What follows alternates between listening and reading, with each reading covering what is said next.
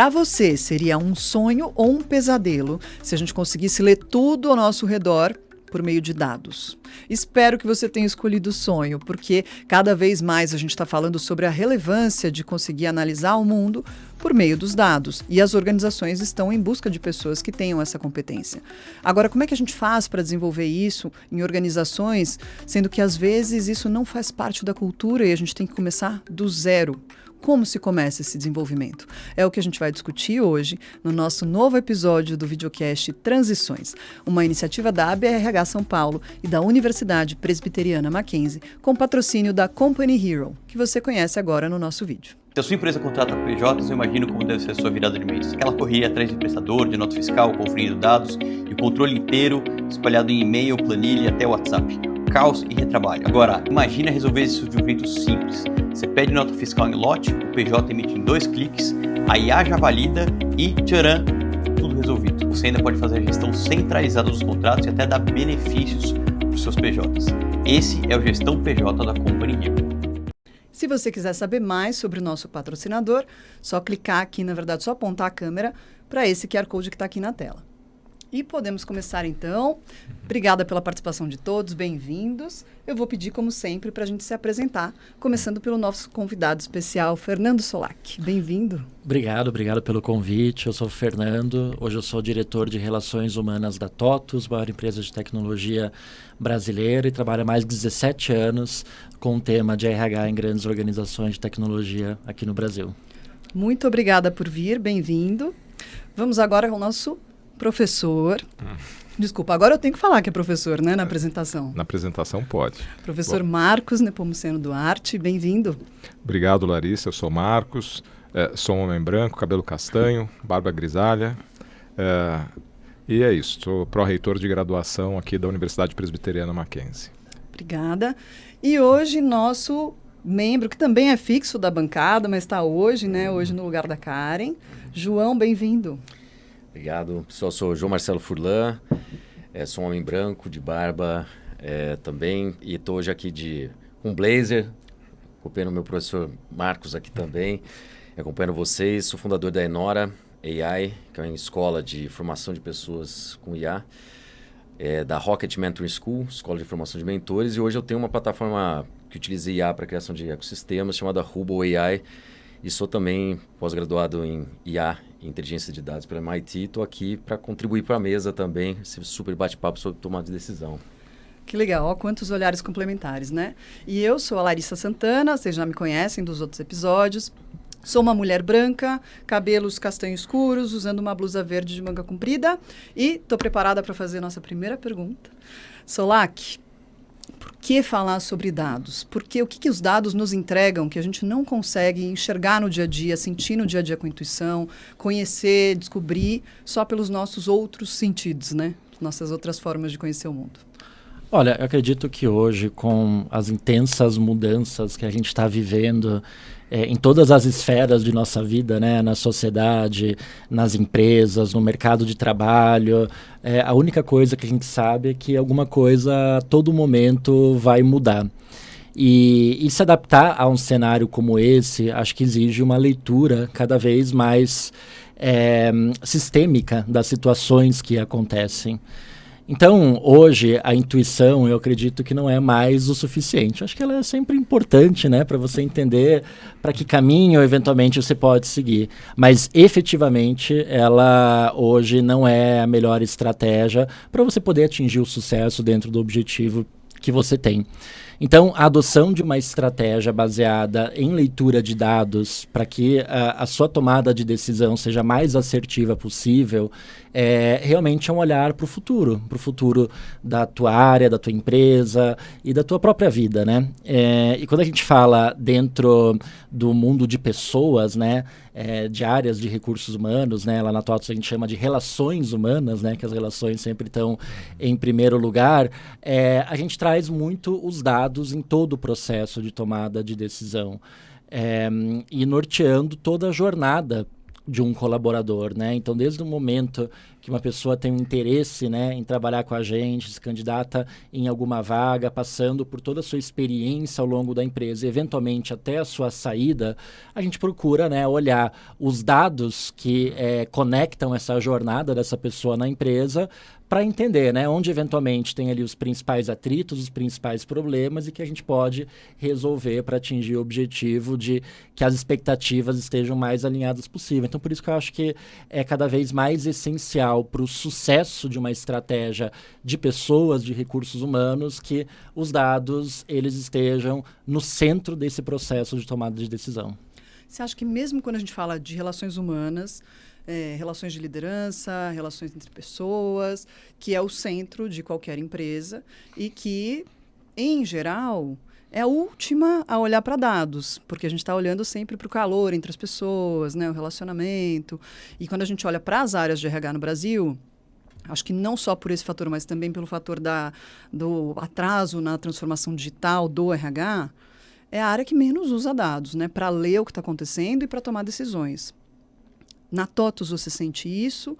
Ou você acha que vocês, por estarem em tecnologia, estão meio numa ilha isolada de excelência quando se fala em dados?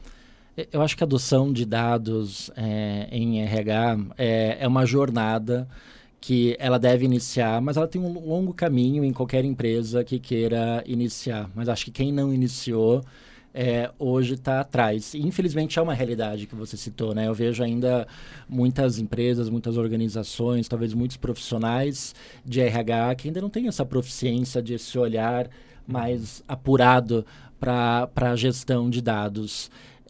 Então, a gente começou a olhar há alguns anos para esse tema na companhia, vendo as grandes, talvez, dificuldades que a gente tinha ali em gestão de pessoas e entendendo como que um processo de decisão era tomado. E a gente via que aquela decisão subjetiva, não necessariamente, talvez muitas vezes, ele não atingia o melhor objetivo de resolver aquele problema. E os indicadores que a gente acompanhava eram indicadores muito simples, muito básicos e que eventualmente muitos RHs acompanham, como simplesmente um turnover, ou um percentual de hora extra, ou uma contagem de headcount, ou impacto financeiro. Quando a gente passou a ter uma estratégia que cruzasse todas essas informações e a gente efetivamente olhasse para o impacto do que um número está trazendo para a gente, para esse olhar de pessoas, a gente começou a ver que isso gera efetivamente um resultado muito maior mesmo. E aí é colocar essa estratégia de dados como um meio para você gerar as melhores relações da empresa e para você gerenciar da melhor maneira as pessoas que efetivamente hoje são o principal ativo de qualquer empresa, independente do setor, independente se é indústria ou serviços. Hoje as empresas não sobrevivem sem talentos, né? Sem as pessoas que elaboram aquelas estratégias. Então, o que eu consegui ver ao longo dessa experiência que a gente conseguiu adotar na TOTVS, né, com uma estrutura que olhasse de forma centralizada a dados, é que sim, a gente consegue tomar decisões mais rápidas e assertivas nessa gestão de pessoas e diminuindo essas dores que eu comentei, que às vezes acontecem, tem um turnover alto, uma baixa retenção de talentos, uma dificuldade de atrair talentos. Lendo esses dados, eu consigo ter mais velocidade para resolver esses problemas. Mas, Fernando, então, assim, a gente fala muito de dados e a gente fala também muito de sociedade do conhecimento. Mas em que momento o dado vira conhecimento? Quando você sabe o que fazer exatamente com aquele dado, né? O dado por si não quer dizer nada. Uhum. Se você efetivamente pega esse dado e compara ele, eventualmente, com uma visão externa, uma referência que você quer ter, aquela empresa ela é craque nesse tema. Eu quero comparar como está o meu dado em relação ao dado daquela empresa. Se eu comparo com minha própria série histórica, né? Como eu estou hoje e como estava em relação a esse dado há um ano atrás, há 2 anos atrás. E eu consigo entender tendências de comportamento com base nesses dados. E, efetivamente, eu começo a gerar informações e eu trabalhar a gestão do conhecimento dessas informações para fazer isso acontecer. Então, o dado por si, um dado de turnover, eu tenho 10% de turnover, isso para mim não quer dizer absolutamente nada. Qual que é a minha referência? os 10% de turnover está alto ou baixo comparado ao quê? A um competidor meu, a um resultado meu de um ano atrás, ou eu comigo mesmo dentro das áreas. Então, quando a gente começa a fazer esse tipo de análise, efetivamente a gente começa a criar uma inteligência coletiva de dados. Eu estava ouvindo você falar e estava pensando exatamente na linha que o Marcos trouxe, né? Que tem muito dado. Eu acho que a gente está na era, a partir do IoT, né? Que internet das coisas, a gente começou a conseguir ter sensores e ferramentas para capturar mais dados. Ou seja, vai desde temperatura de um relógio que você usa até um cloud, por exemplo, que você usa na lapela e está capturando a aula que você está. Está lá no Mackenzie, começa a ouvir a aula inteira, já transcreve, já resume, já te passa o que deve ser a questão da prova, até já monta uma prova para você. Então, os dados eles já estavam lá. Só que a captura de dados eu acho que mudou muito nos últimos anos, mas demais nos últimos 10 anos.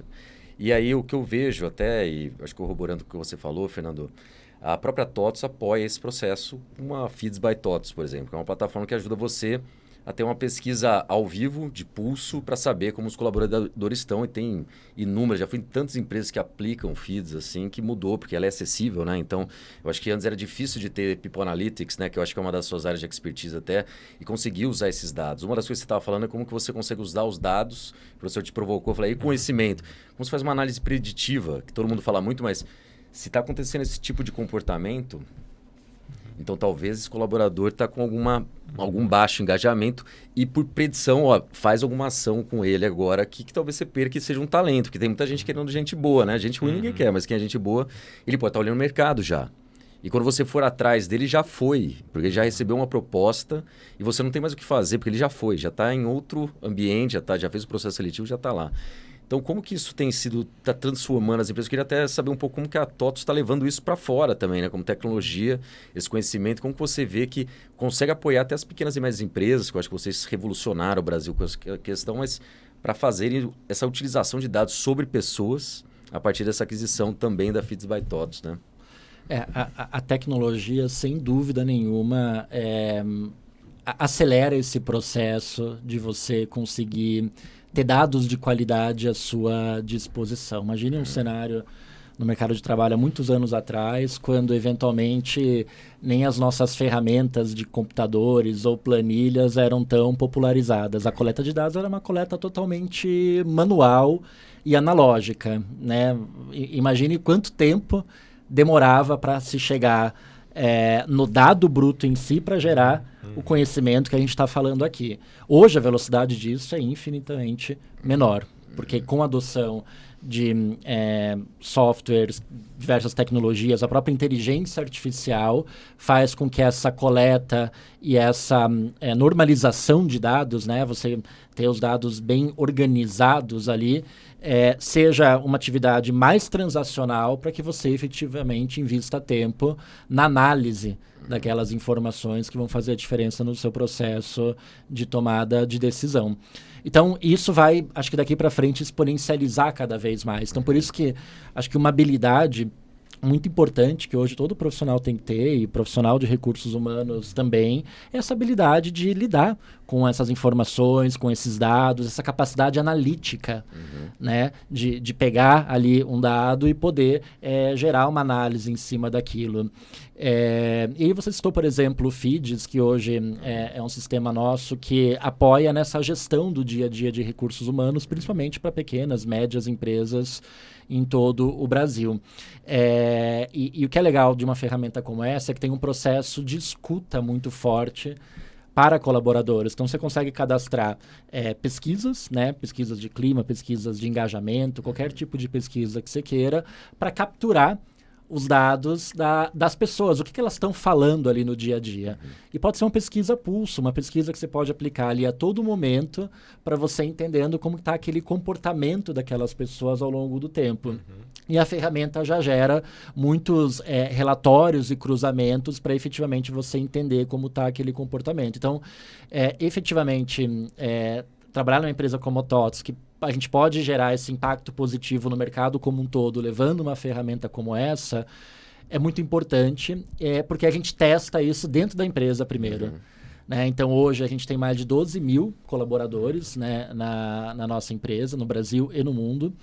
E aí a gente testa com essas 12 mil pessoas todo esse processo de escuta, pesquisas, cruzamento de dados, através da tecnologia, e faz isso de uma forma muito rápida. Imagine 12 mil pessoas respondendo uma pesquisa e também podendo colocar comentários abertos, né, como ele está se sentindo em relação a um tema.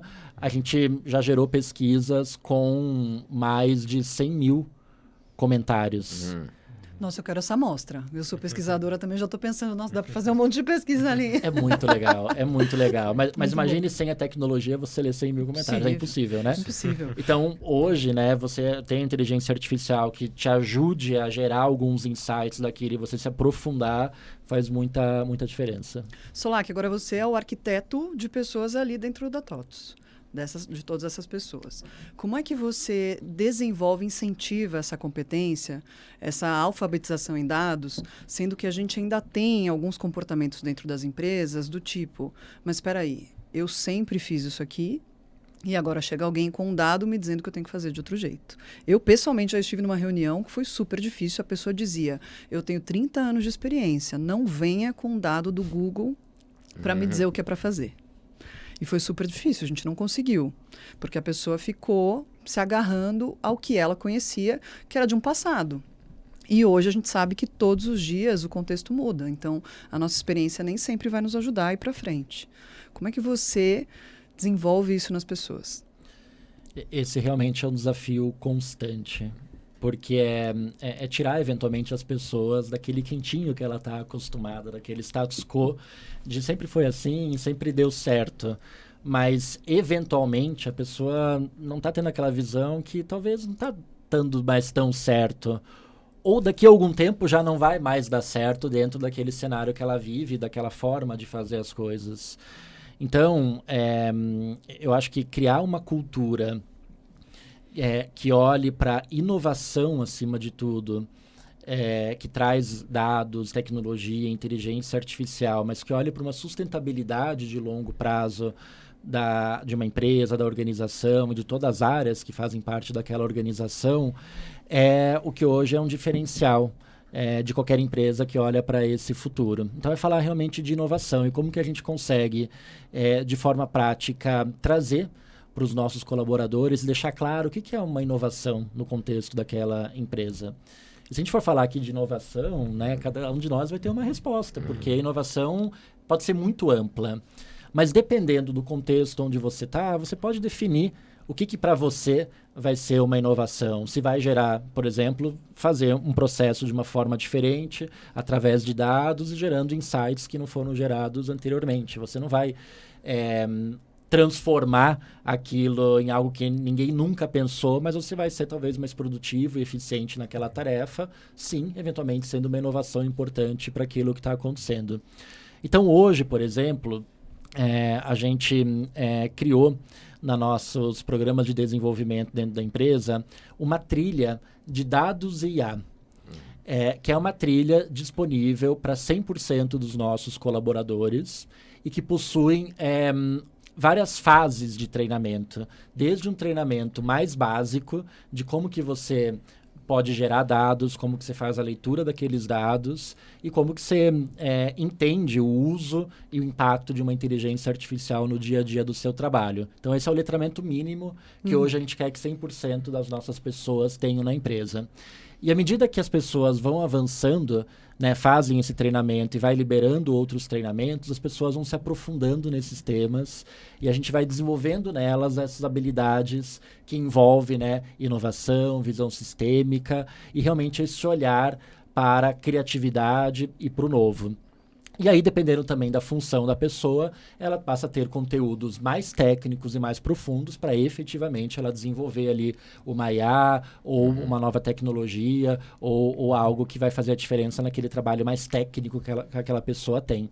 Então, hoje, dentro de todas as necessidades de treinamento que a gente tem na organização, e que são muitas, né? A gente fala muito de treinamento de líderes, de soft skills.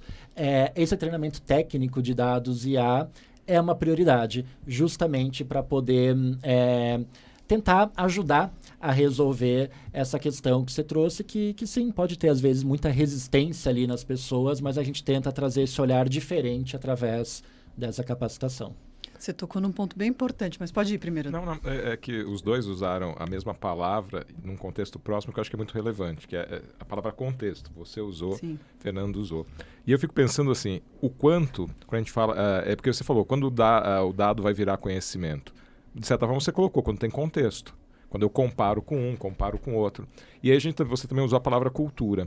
E aí, óbvio, como eu trabalho com educação, e eu fico me perguntando assim, o quanto a gente olha tanto às vezes para as cadeias de negócio, para a tecnologia embarcada, etc. E o que não permite a pessoa entender um processo de mudança é um processo maior de cultura mesmo do indivíduo, sabe, de formação de cultura, até de repertório mesmo, para poder construir o contexto, para poder transformar o dado em conhecimento. Ou seja, a gente às vezes paga um certo preço talvez de lacunas, de não avançar em determinadas construções culturais nos colaboradores, para que eles tenham um repertório e se sintam confortáveis para determinadas tomadas de decisão. Né? E até mais profundo, eu ia até perguntar para você mesmo. Eu acho que vai até no fundo assim da identidade do trabalho. Então eu quero estar sempre certo no meu cargo. Então talvez eu não esteja tão aberto a perceber que a gente estava num caminho errado, porque um dado me mostrou. Eu quero ser um líder que não falha. Então nem sempre eu estou aberto a não, vamos ler os dados. Os dados dizem o caminho, não eu digo o caminho. Então é até uma coisa mais profunda, né? Mas aí é interessantíssimo, porque eu acho que tem muito a ver com aprendizado, com trilha. Tem um livro, agora está me fugindo o nome do autor, mas chama Como Pensamos. Que assim, e Como Aprendemos também, o autor tem acho que 3 livros, Como Lemos, Como Pensamos, Como Aprendemos. Na verdade, a gente aprende no erro. Só que o sistema educacional ensina pra gente que a gente tem que evitar o erro. Então, o ato que gera o aprendizado é o ato que é coibido. Exatamente. Então, assim, aí você gera um conflito. Aí as pessoas passam a ter o quê? Ter medo de errar. Quando é o erro que permite a experiência do aprendizado. Então, assim, agora o sistema educacional é assim. Você não aprendeu isso quando você entrou na empresa. Você foi, de certa forma, sendo moldado a isso em toda a sua jornada de formação. Né? Assim, ganha medalhinha, ganha estrelinha, quem acerta todas. Não, e a gente sai da faculdade, assim, é assim que as coisas são feitas. E aí você chega na empresa e a empresa fala o quê? Não, todo mês pode mudar.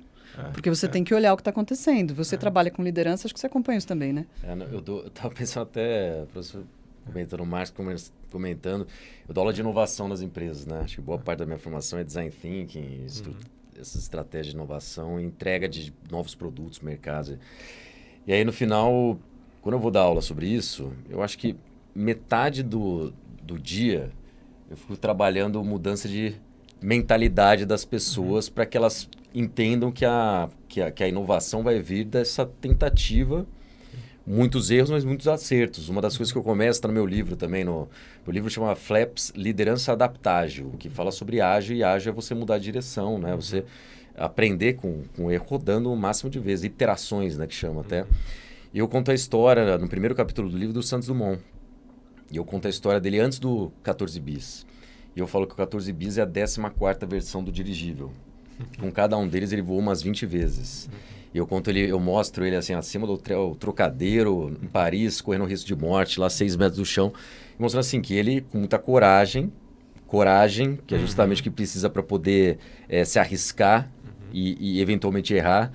Talvez 14 versões para chegar no avião. Mas é isso que levou. Eu começo com essa provocação mesmo porque eu falo, não é hoje que veio a inovação. Sim. Alguém foi lá e testou uma roda, né? Antes de virar a roda, falou, olha só, isso aqui como é um hexágono, né? Ele consegue virar mais. Então, no final, nas empresas, principalmente aprendendo sobre cultura, muitas empresas também estrangeiras vieram para o Brasil e falaram assim, vamos colocar a produção no Brasil, processo, mas não deixa mexer em nada. Se sair da linha, pontua eles e desliga. Isso criou essa questão das pessoas hoje falarem assim, se eu errar, eu estou fora do jogo. E apontar. Então, nas empresas, hoje tem muito disso. Então, a pessoa não quer tentar nada novo. O que ela ganha efetivamente por isso? Ou seja, o incentivo a isso é muito complexo, né? Então, acho que nas organizações não é só a TOTUS, né? É muito trazer isso, né, à pauta e permitir, mostrar. Só que no dia a dia é o que mata, né, Marcos? João, só para complementar, é um exemplo ótimo, né? Porque o Santos Dumont, ele vem de uma família com muito recurso, onde a tradição das elites era mandar estudar na Europa, ia fazer direito, engenharia, medicina, e o pai percebeu que ele não seguiria um fluxo normal. e disse que tudo bem. Disse assim, então segue. Se você é um cara curioso, que quer conhecer de tudo, vá. Mas essa não é a regra da maioria das pessoas, né? Talvez até porque não tem as condições econômicas que eles tinham, né? Era um grande produtor de café, o pai dele. Mas porque a gente vai sendo moldado um pouco nessa coisa agora. E ela tem explicações mais estruturais, né? Assim, pensa que antes da Revolução Industrial, a mão de obra vinha de um ambiente rural. E se a gente parar para pensar, o que todas as escolas têm em comum? Elas ensinam geografia, matemática, elas ensinam, mas elas ensinam outras coisas. Elas ensinam aquelas habilidades que a indústria precisava. Aquela indústria que estava recebendo gente que vinha, mão de obra que era necessário sair da vida rural para vir. Ela ensina a disciplina, ela ensina a hierarquia, ela ensina a conviver com determinadas regras, que era o quê? O que a Revolução Industrial precisava. Então a gente tem uma escola que a grande estrutura dela é uma escola para preparar para uma revolução industrial, para uma indústria que hoje não é mais o grande vetor da economia. Aí a gente fala muito em sociedade do conhecimento, por isso que eu perguntei a questão do contexto, porque a gente fala muito de dados e os autores vão falar muito de sociedade do conhecimento, transformando, o conhecimento substituindo a fábrica, mas a estrutura educacional ainda nos forma. Os grandes balizadores ainda são balizadores de uma sociedade que não existe mais do ponto de vista econômico.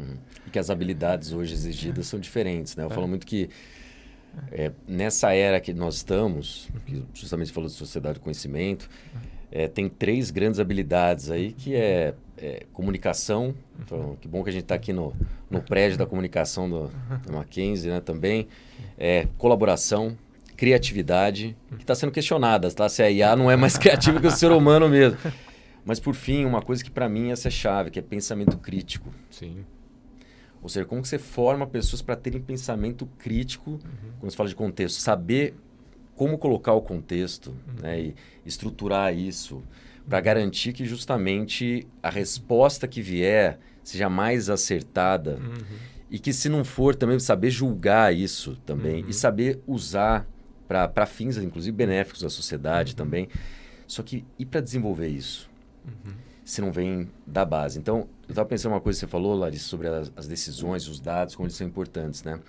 Se a gente não tem uma sociedade formada já na base como o Márcio estava falando, né? Ou seja, na escola, a questionar, a perguntar no sentido assim de análise de texto, a interpretação de texto, de saber, ou seja, o que está passando e porquê das coisas e tal, vai ser uma sociedade que não vai conseguir operar essa potência de tecnologia que a gente tem também e não vai saber usar dados. Mas e aí a gente usa IA? Como vai ser esse mundo em que as pessoas só vão perguntar para a IA vai trazer o dado e talvez elas não consigam interpretar o que a IA está dizendo?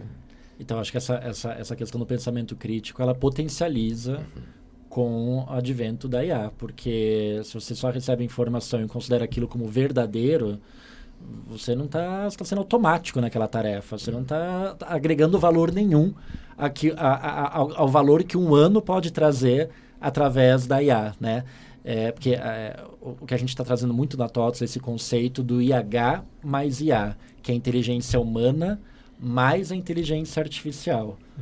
Uma coisa está conectada com a outra e uma coisa não é mais importante com a outra. A inteligência artificial é o meio para você potencializar ainda mais a inteligência humana.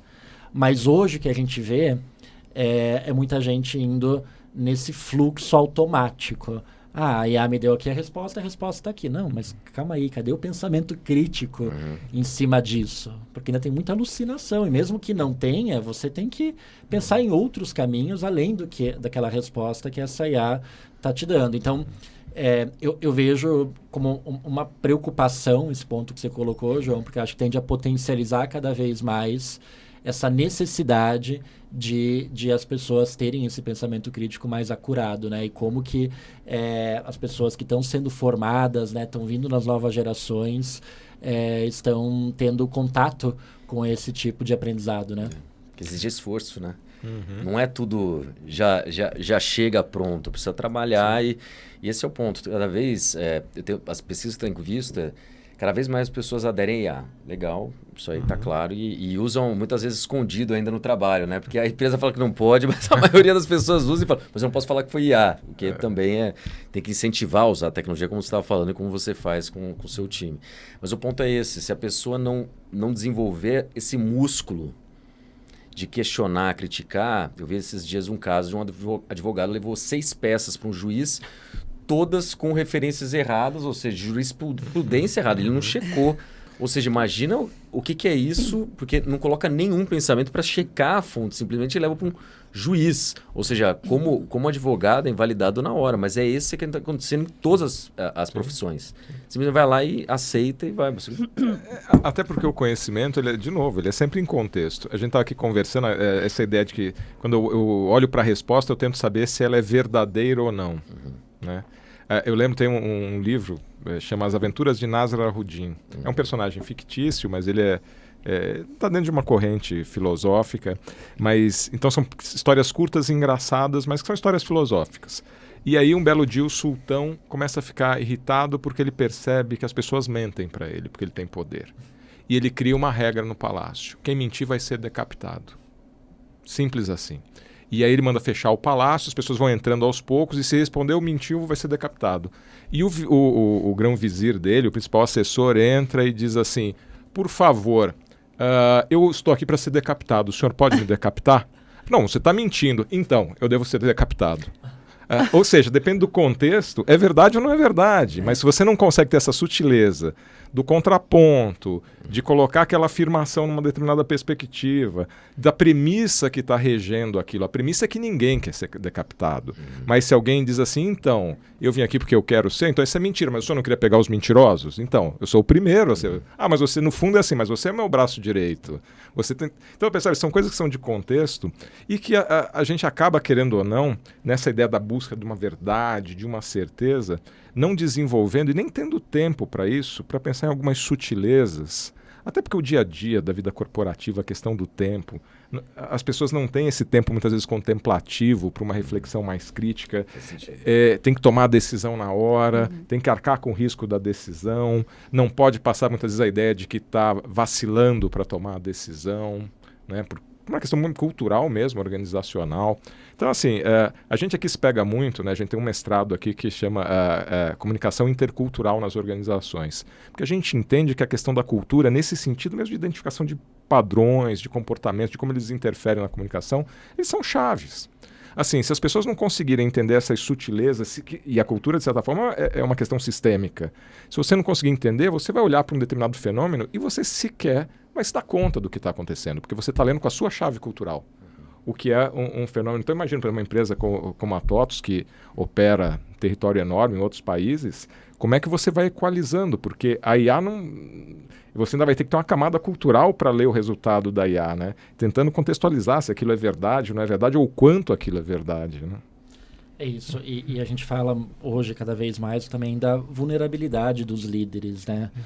Porque ninguém hoje tem uma verdade absoluta e sabe a resposta de tudo. Mas a gente muitas vezes foi treinado e aprendeu achando que tem que ter todas as respostas, tem que estar tudo na ponta da língua, e à medida que a gente cresce, à medida que a gente avança, a responsabilidade é cada vez maior. Mas isso não pode ser um fardo, né? Não pode ser um peso, né? A gente vê hoje tem pesquisas que falam que muitos jovens não desejam mais cargos de liderança, olhando muito para esse peso. Então a gente vem trabalhando também essa questão da vulnerabilidade do líder. O líder, ele não tem que ser um super-herói, porque nunca foi e não vai ser, né? O líder, ele tem que facilitar as tarefas e as atividades junto ao seu time e contribuindo com o desenvolvimento de todo mundo ali para atingir um objetivo em comum. Então realmente aqui entra muitas características, né, de um líder facilitador, de um líder mentor, que eu acho que realmente é o que é mais valorizado hoje por qualquer pessoa que queira ser liderado por alguém, né? Que você hoje tem a referência do teu líder como alguém que vai te dar um espaço para autonomia, para inovação, para às vezes falhar, porque a inovação, como a gente falou aqui, traz, né, o erro, mas se a gente conseguir ajustar a rota rápido, a gente vai gerar essa inovação. Então, acho que trazer um pouco dessa competência, né, e dessa questão do líder, ele se colocar numa posição de sair do pedestal e ele poder, né, através de suas habilidades, liderar aquele time com essa vulnerabilidade, eu acho que hoje faz total diferença também nas organizações. Agora, tem coisa que o líder não vai conseguir ler nos dados? Boa pergunta. Eu acho que tem muita coisa que acontece, né, ali no ambiente que não necessariamente ainda está num dado. Pode estar num dado no futuro, né? Então, eu acho que aquela leitura de ambiente e essa visão mais qualitativa através de processos de escuta e de conversas estruturadas, uma escutativa mesmo, é essencial para esse líder ele poder tomar a melhor decisão, principalmente quando a gente fala de relacionamento de times, expectativas de desenvolvimento, carreira, né, futuro dentro da empresa, um processo de construção de confiança de um time, né? Então você consegue ler muitos dados em relação a isso, mas muita coisa está viva dentro daquele time. Então, você conseguir estabelecer um processo de escuta realmente aberta, onde, né, as pessoas daquele time consigam trazer as suas preocupações, consigam trazer de uma forma muito aberta e verdadeira, né, o que está acontecendo, para que aquele time ele vai se ajustando ao longo do tempo, eu acho que é essencial. Não é o gestor ele só, deixa eu ver o que os dados estão falando aqui e não preciso conversar com ninguém. Eu acho que você tem que ter esse balanço. Você olha o que os dados estão falando, mas você tem que conversar com as pessoas, olhar o qualitativo do que está acontecendo para poder realmente ter uma visão mais completa. Senão quem ouve é o RH, né? O BP, a BP que vai ouvir. Não estou sendo ouvido pelo meu líder. Primeira pessoa. Exatamente. E aí como é que você recomenda para o RH esse equilíbrio? Porque o RH é justamente quem está pegando esse termômetro, que às vezes demora 2 meses, 3 meses para aparecer numa pesquisa de pulso, porque as pessoas estão criando coragem para colocar uma nota ali. Então, como é que faz essa dose?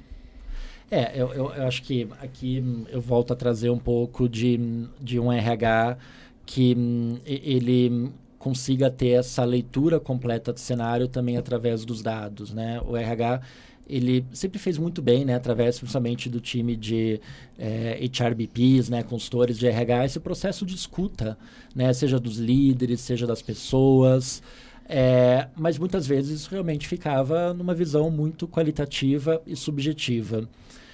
Quando a gente traz, né, para esse profissional do RH que está na linha de frente, essa competência de ele ver um painel com indicadores e com informações do que está acontecendo no passado e do que pode acontecer no futuro e munir essa pessoa com essa capacidade analítica e esse pensamento crítico que o João trouxe, eu acho que traz um repertório maior para o trabalho de um profissional de RH hoje.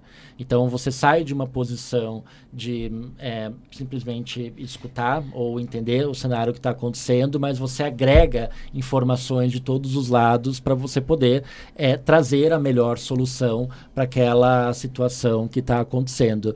Então, acho que esse pensamento crítico, essa habilidade data-driven para um profissional de RH que está na linha de frente é o que vai fazer a diferença hoje num trabalho de mais sucesso ou não nessa função.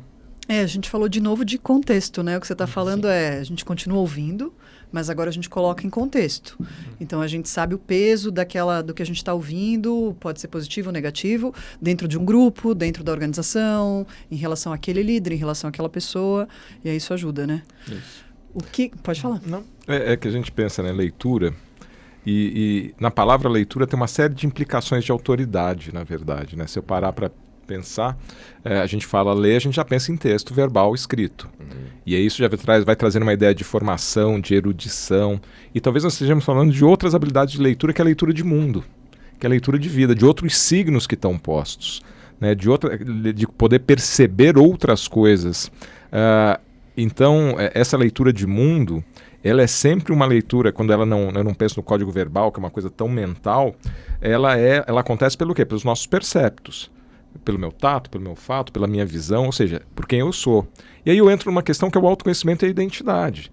eu leio este mundo por quem eu sou.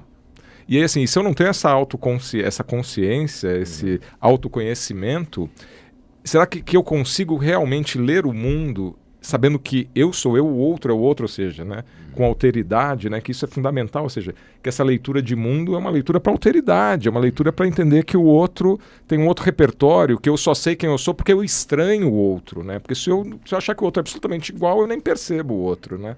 Então, assim, como que é difícil nas empresas criar essa cultura, porque seria realmente uma cultura de respeito, assim, que parte da ideia que, assim, eu sei que o outro não é igual e nem precisa ser igual, né. Isso é difícil, porque ao mesmo tempo que a gente tem a cultura da certeza, a gente também tem um pouco uma cultura de um certo nivelamento de coisas para facilitar a vida, né? Eu brinco em comunicação, por exemplo. Um horror da comunicação hoje no mundo é o estereótipo. Você assiste filmes comerciais na TV que você fala, Deus do céu, que está desfilando todos os estereótipos em 30 segundos. Por outro lado também, o desafio de construir uma estratégia de comunicação, e aí a IA pode ser uma chave para isso, que consegue fugir do estereótipo que é a generalização para de fato começar a estabelecer comunicações mais efetivas, né, mais granuladas e efetivas. Difícil isso, né? Assim, E eu estava, além desse tipo de leitura, a Larissa fez a pergunta, Fernando, eu estava pensando também, tem coisas que o líder não consegue, dados que ele não consegue ver, porque o dado está lá.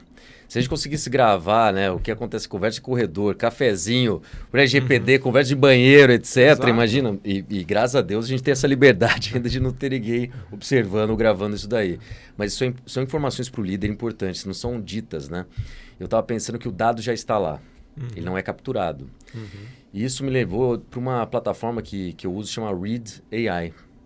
Eu uso também. Read AI. Eu tive a oportunidade de conhecer o fundador no Web Summit esse ano. E eu não sabia tudo que podia fazer. Foi legal assisti-lo, ouvi-lo, né? Tudo que podia fazer. Mas uma das coisas, por exemplo, ontem eu fiz uma gravação com um encontro, um reencontro com uma cliente no Rio de Janeiro. E gravou. Eu mandei depois para um sócio, falei, foi muito legal e tudo mais, o nosso encontro. E eu estava vendo, esse foi muito legal, aparecia por positividade, por engajamento da pessoa, mas com gráfico, em qual momento. Falou, ó, pergunta-chave. Carisma, e assim vai. Então, no gráfico, tinha lá o momento e você pode clicar e mostra a frase. A partir disso, por exemplo, você consegue fazer scripts, roteiros para a equipe de vendas, por exemplo. Você pode fazer o melhor feedback do time de liderança para um membro da equipe. Você pode ver uma coisa que a IA permitiu, a partir de dados, fazer, que é hiperpersonalização. Para aquele indivíduo, o que é o ideal em termos de comunicação, se é coisa de temperatura, o que for, por indivíduo, que custava muito, né, para você customizar para uma pessoa só. Mas eu estava pensando muito nisso, você fez essa provocação que os líderes não conseguem ver. O olhar da pessoa para o lado, a forma que ele responde a você. Tá lá o dado que a pessoa não gostou, não engajou, ou tá mentindo. Você estava falando, às vezes a pessoa não tá falando a verdade ali. O dado está lá. Hoje a gente não captura, mas será que a gente não vai em breve conseguir capturar? Você acha que isso não vai apoiar a liderança ou... Se não aceitar o outro, ele vai usar isso para caça às bruxas, para perseguir as pessoas e tudo mais. Ou seja, vem tudo de autoconhecimento, acima de tudo, conhecimento, saber trabalhar com esses dados. Mas essa provocação, Larissa, sua foi muito importante, né? Será que o líder ele vai conseguir capturar todos os dados? Talvez hoje não, talvez no futuro sim. Mas o que ele vai fazer? Será que ele está preparado para isso também? Para usar isso a favor da liderança dele e, acima de todas as pessoas, para chegar nos resultados que você falou? Para conduzir as pessoas para o resultado, né? Bela provocação. Vou fazer outra ainda. Mas sabe quando a gente começou a perceber isso? Na pandemia. Não sei se vocês lembram. Foi todo mundo para o remoto e aí a gente começou a sentir falta do café. Porque a gente não sabia se as pessoas estavam felizes, tristes, o que estava acontecendo na vida delas. E aí a gente abria aquela sala online para... Todo mundo pode falar, mas ninguém falava, porque... Você não conseguia encostar no outro e falar, peraí, putz, hoje está muito ruim em casa, nossa, hoje alguém da minha família está doente. Então a gente começou a criar rituais para que isso acontecesse, mas não era tão natural. Só que agora a gente está começando a ver uma leva de acessórios, que são os wearables, que já começam a capturar alguns dados. Tem uma super polêmica sobre isso, o que pode ser um dado corporativo ou não, o que pode ser capturado ou não. Mas a gente já tem fábrica que usa todo dia, mede, prontidão, a gente já está começando a entrar nesse terreno de capturar as sensações que a gente só sente no dia a dia. Não sei se a gente vai chegar num ponto de, por exemplo, ler. Vou usar a leitura porque é o termo que a gente usa. Mas o que está em jogo numa reunião, quando a gente está numa reunião em que as coisas têm que ser decididas e são questões difíceis, é ali no olho que você percebe o quanto as pessoas estão tensas ou elas estão tentando provar o próprio ponto, em vez do defender o melhor para a organização. Isso aí ainda não consegue capturar.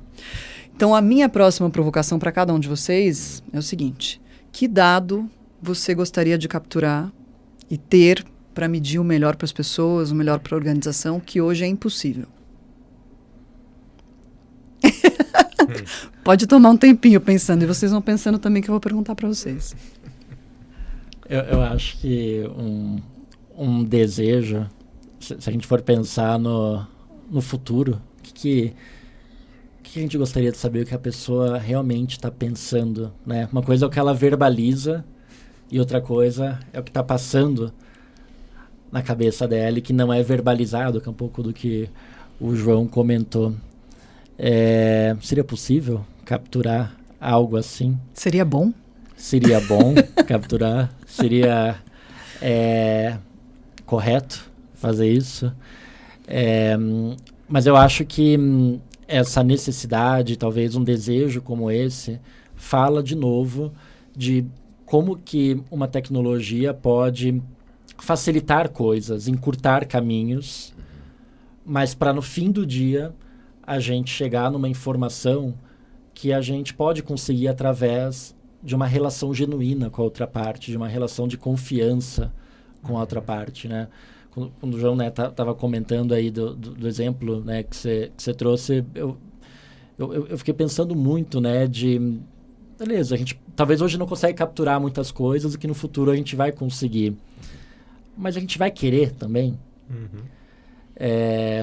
Não é mais fácil, às vezes, a gente baixar a guarda e poder, né, tentar externalizar aquilo da maneira mais correta, simples possível, gerando uma relação de confiança e não um conflito não produtivo. Então, isso diz muito também de talvez como a gente vai avançar como, né, humanos, sociedade, de o quanto que a tecnologia ela vai vir realmente para nos apoiar para coisas, para tornar as coisas mais simples, mais leves, ou quanto ela vai criar novas barreiras e dificuldades e desconfianças dentro dessas capturas de dados. Então, eu reflito muito sobre os riscos atrelados a isso também e que caminho a gente pode seguir, que pode não ser tão positivo à medida que essa tecnologia avance. Perfeito. Esse sistema de leitura de pensamento, o meu, eu quero que ele venha com filtro para tirar as zonas sombrias, tá? Tem coisas que a pessoa pensa, não quero saber, não quero. Porque não, né? Difícil, né? Mas você sabe, assim, pensando na tua provocação, a gente sempre tende a pensar coisas dentro do campo da positividade, do fazer. E eu fico pensando um pouco o quanto a gente não está absolutamente tomado disso. Você mesmo colocou, né, assim, de chegar no fim do dia e ter o quanto que talvez o que eu fosse muito bom poder medir, e aí é absolutamente abstrato, tá? A paz de espírito. Porque quantas vezes na vida está dando tudo errado, mas você está em paz, e você olha e fala assim, calma, gente, calma, vai dar certo. Ah, mas tá longe de dar certo. Tá bom, mas eu estou em paz aqui. Como esse sentimento, assim, que é um sentimento de uma tranquilidade, como é que a gente consegue medir isso, né? Porque é isso, porque a vida tem dificuldade, a gente vive numa sociedade muito pautada numa imposição de felicidade, tudo tem que dar certo, e nem sempre dá certo. De tudo tem que ter um grau de facilidade, uma certa coisa lúdica. A educação a gente passa muito isso. Eu sou bastante reticente com essa coisa de gamificar, de ser muito lúdico, porque assim, tem conhecimento que dá para ser assim, ótimo, e tem que ser.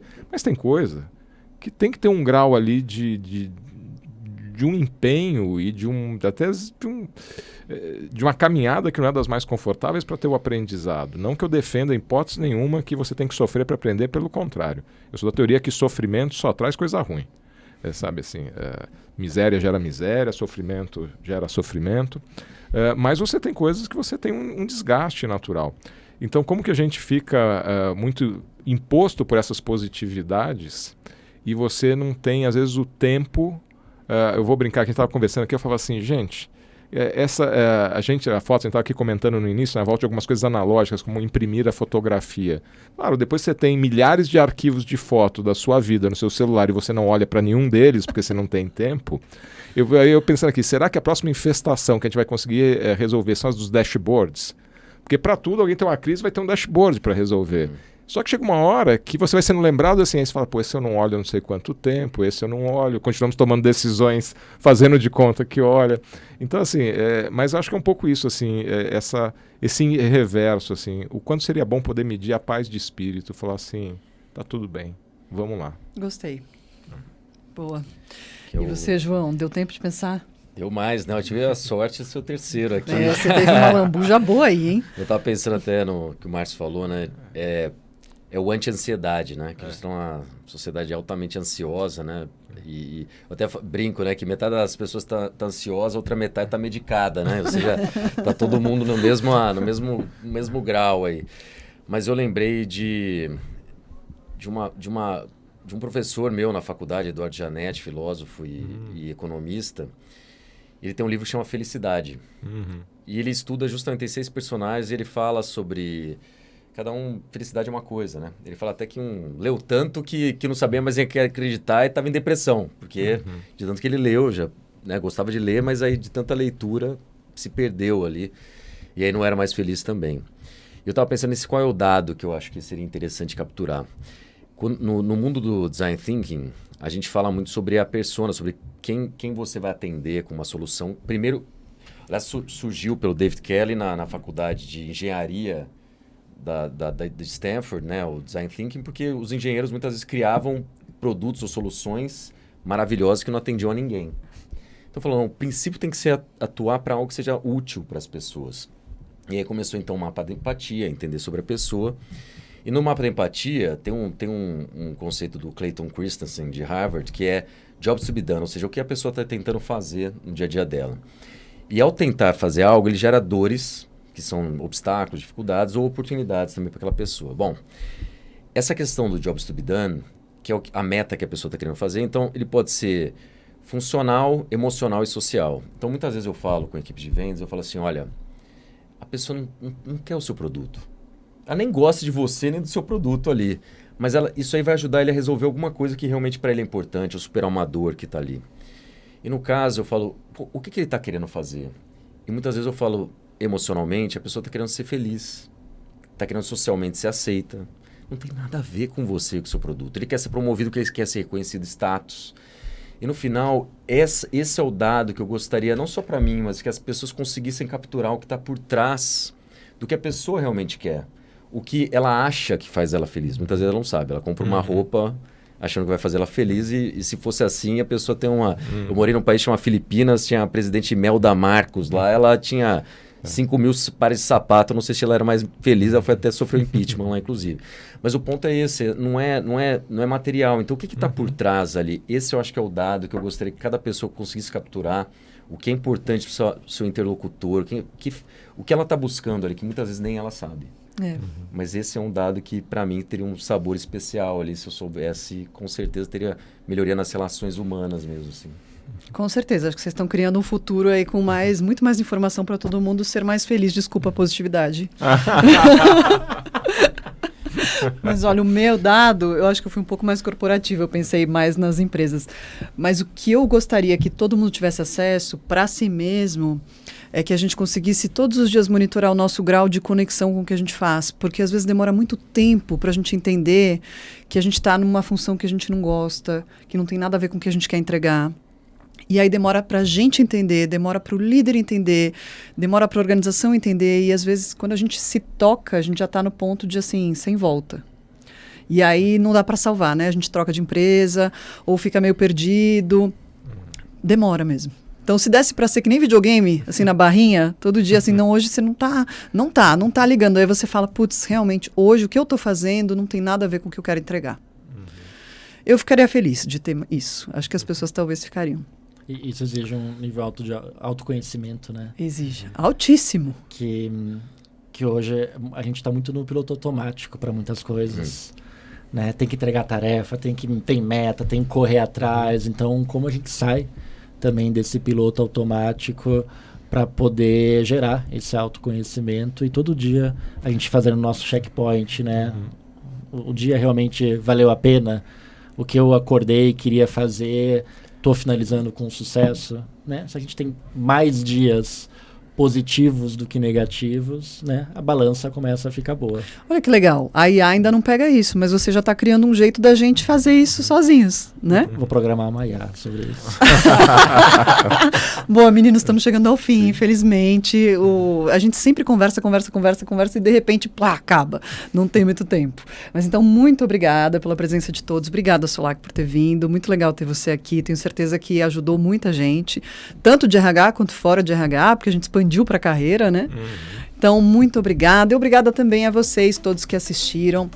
Fiquem conosco, a gente ainda tem alguns episódios nessa temporada, a gente vai falar mais sobre tecnologia, IA sempre aparece, mas a gente vai falar em geral sobre tecnologia. Então, muito obrigada pela audiência hoje, fiquem com a gente nos próximos.